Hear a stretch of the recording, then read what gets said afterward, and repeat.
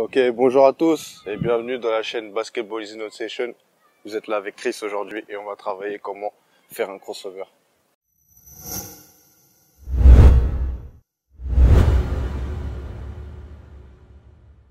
Ah, tu vas me dire, mais quoi? Comment faire un crossover? Mais c'est facile. Non. Moi, je vais pas t'apprendre les crossovers que tu vois dans les highlights, dans les mixtapes. Tu sais, les trucs où tu bouges la tête comme ça, là.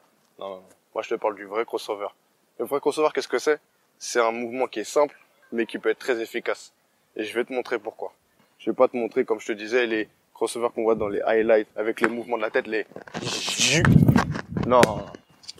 Moi, je vais te montrer le crossover que tu pourras utiliser dans le match, pendant le match, pour justement éliminer ton défenseur. Donc là, on va le faire pendant trois exercices qui vont être assez simples, mais si tu pratiques régulièrement, qui vont te permettre justement de pouvoir utiliser le crossover à bon escient et le faire le plus efficace possible.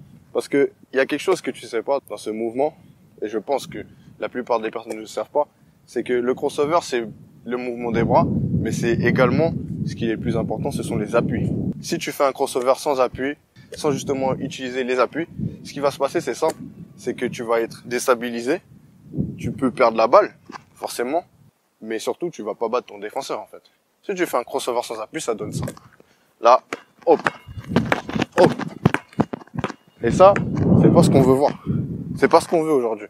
Nous, on veut un crossover qui te permette justement d'être stable dans tes appuis et qui te permette justement de pouvoir battre ton défenseur simplement. Donc, voici les trois exercices. T'en as un statique, un mouvement et un en condition de match.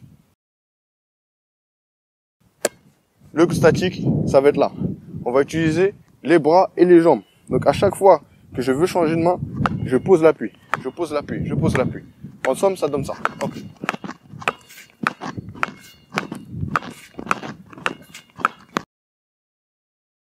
Le deuxième exercice, c'est un exercice pareil en mouvement.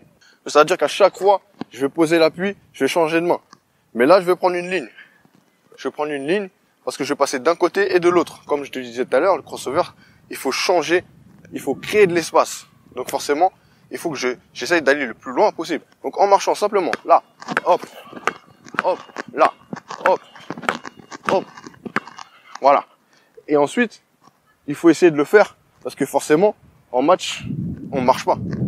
En match, on trottine ou on accélère. Donc il faut essayer de le faire en trottinant. Là, et là, voilà. Le dernier exercice, c'est de le faire en condition de match. Que ce soit 1, 2, 3 changements de main, 3 crossovers, comme tu veux. Mais le but, c'est que le crossover que tu vas faire soit efficace. On va commencer simplement avec un seul crossover. On va accélérer. Là, crossover, et on va finir. Allez, hop. Simplement. Donc voici les 3 exercices que tu peux faire pour justement faire progresser ton crossover et le faire de manière plus efficace possible. Sur ces 3 exercices. Donc pour le premier exercice, ce que je te conseille, c'est de faire environ 20 changements de main pour commencer. Statique, 20 changements de main. Le deuxième exercice, de faire à peu près 5 allers-retours sur un demi-terrain en marchant, 5 allers-retours sur un demi-terrain en trottinant. Et le dernier exercice, en faire 10 à gauche et à droite. Parce que un mouvement, il faut le maîtriser des deux mains. C'est important.